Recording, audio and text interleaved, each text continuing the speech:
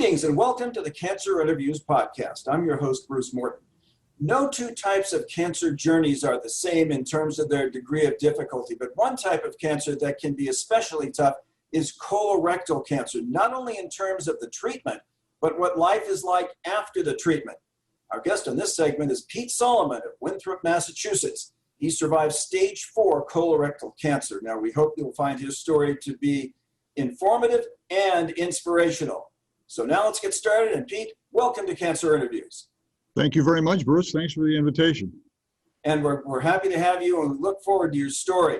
Pete, we start out our interviews from the same place every time, even though everybody has a different story. And the first thing we want to do is we just want to get to know a little bit more about you. So if you would, tell us something about where you're from, what you do for work, and when leisure time arises, what you do for fun, that sort of thing. You know, many people are fortunate because they fall into something that they really enjoy and find rewarding. I fell into two things that I enjoyed and found rewarding.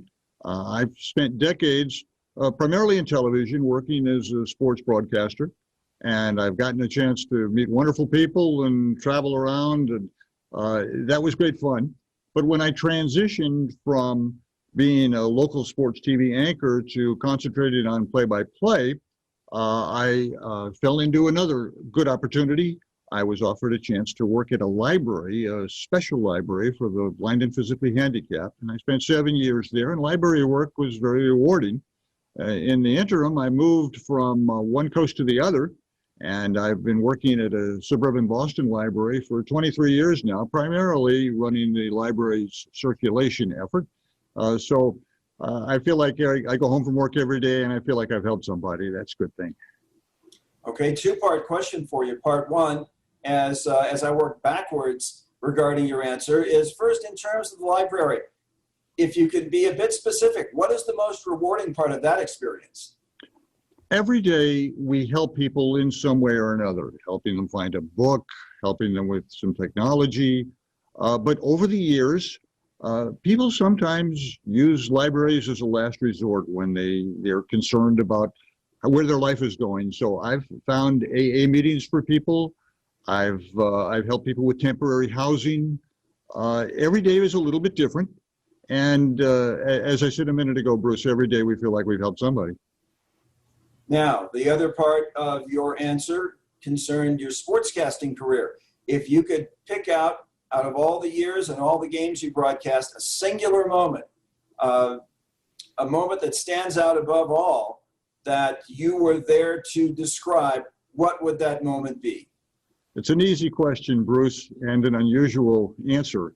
I've been fortunate. I've done first-round games in 3 NCAA basketball tournaments and major PGA events for the Syndicator Golf Network Incorporated. I've done some bowl games, but I remember a regular season basketball game that in the whole scheme of things wasn't all that important. Arizona State was playing Northern Arizona in a non-conference game, and we were there, blazer in hand, to telecast it. And about midway through the first half, I got a note from the sports information director, and I picked it up, and I figured it was the updated field goal percentages or how many turnovers each team had. And in fact, it said, it's a boy, 7.5 pounds, 22 inches, and that's how I found out I became a father. That is amazing and unusual, and I'm sure that at one time or another you've shared that with your son. I have indeed. In fact, when he was a little boy, it's funny because before he actually understood the process, he used to tell his friends that he was born at a basketball game as if for your halftime entertainment, a woman's going to give birth to a child. But now that he's a grown man with a wife of his own, he has a better understanding of it. And to spice up the whole equation, it was all done on television. Although the announcement might have been off camera, his being ushered into the world certainly set itself apart from a lot of other people's births. Now, in fact, I'm sorry, Bruce, I was just going to say quickly that they put his vital statistics on the screen graphically, and I remember signing off from the game. I was working that night with the former University of West Virginia basketball coach, Jody Gardner, and I said, for Jody Gardner and my newborn son, Jim, this is Pete Solomon. Thanks for joining us, and that was a pretty big thrill. Now, we want to hear more about your life exclusive of cancer because there are some people who might be born with cancer, but most of us who have been on a cancer journey, we had a life exclusive of cancer prior to that diagnosis. So, Pete, if you could describe what things were like for you in terms of what you were doing and what your health was like prior to your diagnosis. Interestingly, Bruce, my health was pretty good. At the time, we lived in a condo complex that had an indoor heated pool. And every morning, I was up in that pool at 6:30 a.m. grinding out my laps. That idea being the fewer of my neighbors that saw me without a shirt on, the better neighbor I was. But I was there every morning. I was in good physical condition. Then I would go off to work. But suddenly, in September of 2013, I found myself overwhelmed by fatigue. I couldn't swim nearly as far as I wanted to, and I didn't know what was going on, but I have a wonderful primary care physician, and I contacted him, and he gave me a series of tests, but initially, nothing presented itself. But then I started bleeding. He signed me up for a colonoscopy, and the polyps they took out revealed cancer, and I had the colonoscopy on a Monday. He called me with the result on a Friday.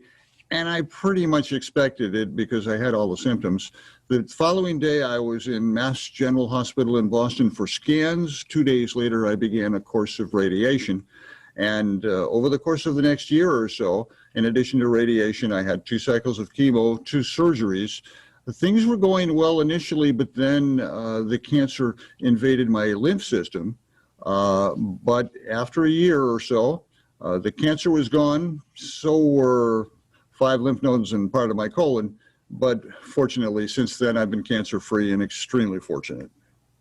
Now, I think I already know the answer to this question because even as a layperson, I know the reputation of Mass General, but what we hear from a lot of guests on this program is that it's so important that your primary care physician, your care team as a whole is one that has earned your trust. Can you say that was the case in terms of your treatment regimen?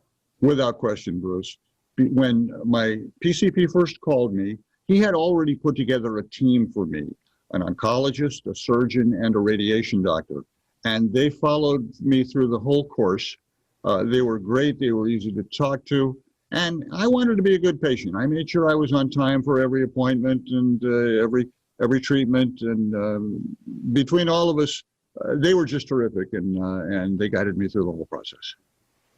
By the way, if you like what you hear in this segment, we invite you to subscribe to our podcast by clicking on the links below. Once there, you will see a bell icon. Now, if you click on that, we will notify you anytime we post a new interview. Pete, we want to get back to your treatment. This treatment, colorectal cancer, it sounds like it can be more invasive, more difficult than perhaps other types of cancer. In terms of your treatment, what was the toughest part? I wore a colostomy bag for almost a year, and you never get used to it. It's an amazing appliance. You walk around and go as best you can through your daily routine. I worked for much of my cancer. People couldn't see it. There was no odor. It's just amazing how they've created this. But I never really got comfortable changing it or emptying it, and it was just always there. But other than that, I recall I didn't have a lot of pain. And it just seemed like every time I spent my share of nights in the hospital, every time I was there, whoever I encountered was a lot sicker than I was.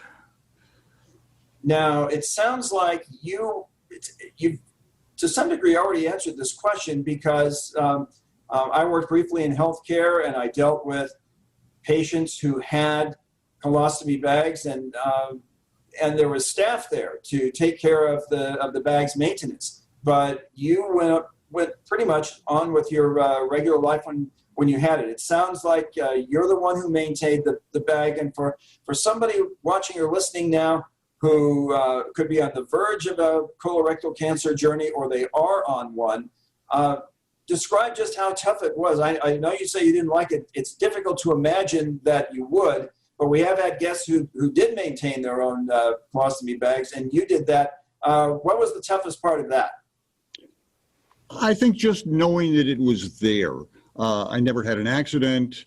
But just to know that it was there, it's strange feeling because it's so foreign to what you have, what you're dealing with when you lead your own life.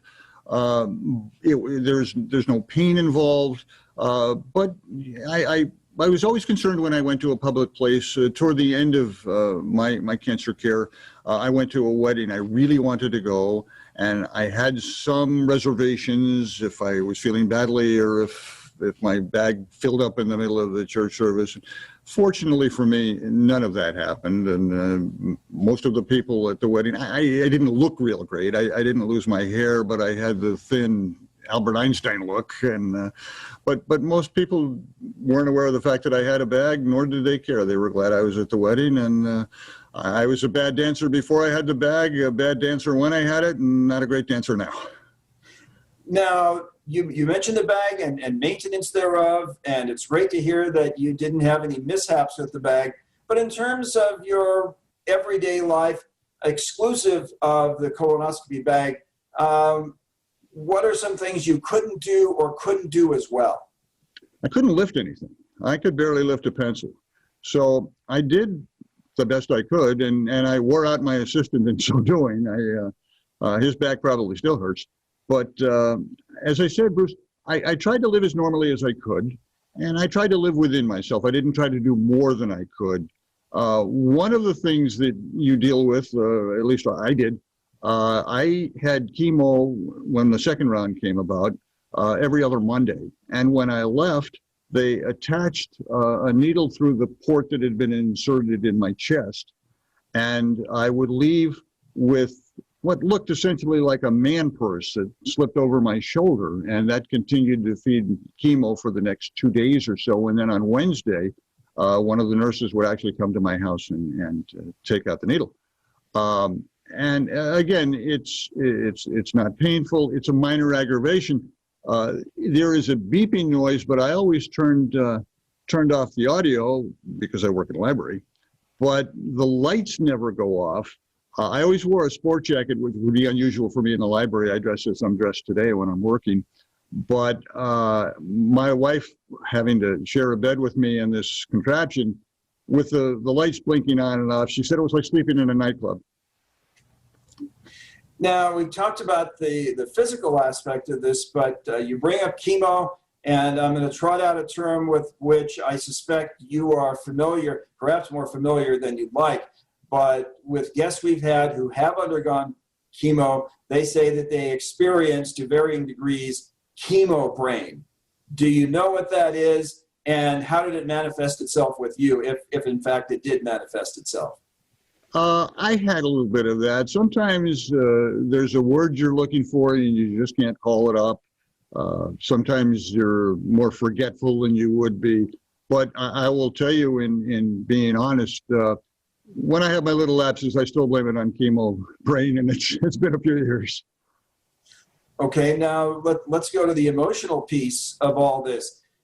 You said that the treatment piece lasted a year and change, that sort of thing. When you were in the midst of that 1+ year period, did you feel like there was light at the end of the tunnel, that this was going to come to an end, this treatment phase, or did it seem like it was going to go on forever? And emotionally, how did that affect you?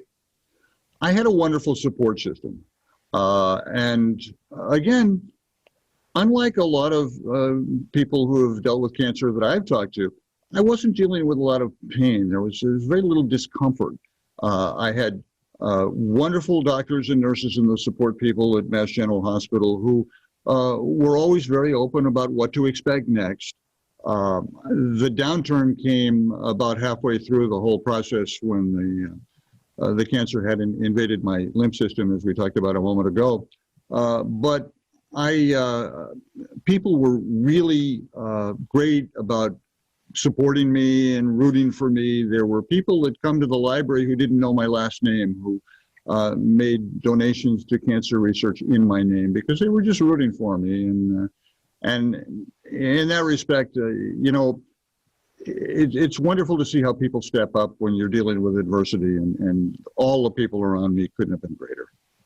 I would think the person spearheading your support effort would be your wife. Describe the role that she played in all this. I suspect it was a lot tougher on her than it was on me, because you have this helpless feeling when somebody you're close to is dealing with something. But she was great, and she was very patient, and she remains to this day the most patient woman in the world. And I know how hard it was for her. I was still able to do things. Maybe I couldn't carry the groceries, but I could take out the garbage. So we tried to live again as normal a life as we could, and just having her there, and other family members. I'm very close to the members of her family. That was just great. That was extremely helpful. Now, you're getting, at this point, it sounds like things are evolving. You're getting to the point in which you're just about done with the most difficult part, the treatment part. Was there a time in which you felt like the prospect of recovery, or as close to full recovery, was just around the corner, that it was going to become reality? And if you had that realization, what was that like? It was very positive. I was walking on the treadmill when I still had the bag on. I felt like I was getting better. I felt like I was getting stronger. The doctors were so supportive, and they were guiding me appointment by appointment, visit by visit. You can expect this. Don't worry about that. And so, as you suggested, Bruce, I could see the light at the end of the tunnel. And now that has happened, what would you say how would you describe life is like now? If normal was 100%, quantitatively, where are you at now, and elaborate? Well, taking into consideration my advanced age, I'm pretty close to 100%. We live in a different place we did when I first got cancer. So I don't have access to an indoor pool, but I'm in the gym every morning, essentially lifting paperweights, but I'm doing it every morning. I feel good. And you hate to have the idea of cancer hanging over your head. But to be honest, every time I get a little twinge or a pang, I think, oh, boy, I hope I don't have cancer of the wrist or cancer of the elbow. And of course, it never is. But once you've gone through it, it's sort of in the back of your mind. But right now, I'm feeling really good and very, very grateful. Our guest is Pete Solomon of Winthrop, Massachusetts. He has survived stage 4 colorectal cancer.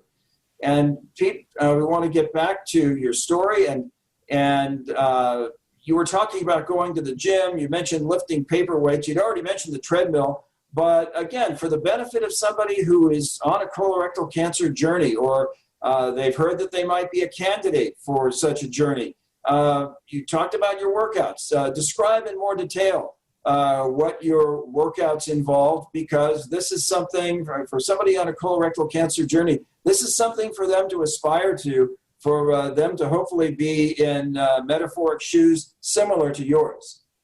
I think, Bruce, and I think you probably know this, the first thing is you have to listen to your body. And fatigue comes along with cancer. That's just a fact of life. But when I felt good, I wanted to go out and do something. So I'd get a mile or two in on the treadmill, or I'd just do something physical, because that's sort of been my life anyway. And it was a part of life I didn't want to give up. Now that the cancer journey has ended, I feel that starting the day off with something physical is a great way to begin. But I think during the course of my cancer, I was always doing something, even if it was just a walk, just because I was testing myself to see what kind of progress I was making. Okay, and in terms of testing yourself, you sound kind of ambitious in this area. Have you ever attempted to do something and find that you met your match, your ambition pushed you to a place doing something that might have been a little too much for you? Oh, sure. There are plenty of times when the match won, but it didn't discourage me from continuing to try. We talked about listening to your body. When your body says sit down, you sit down.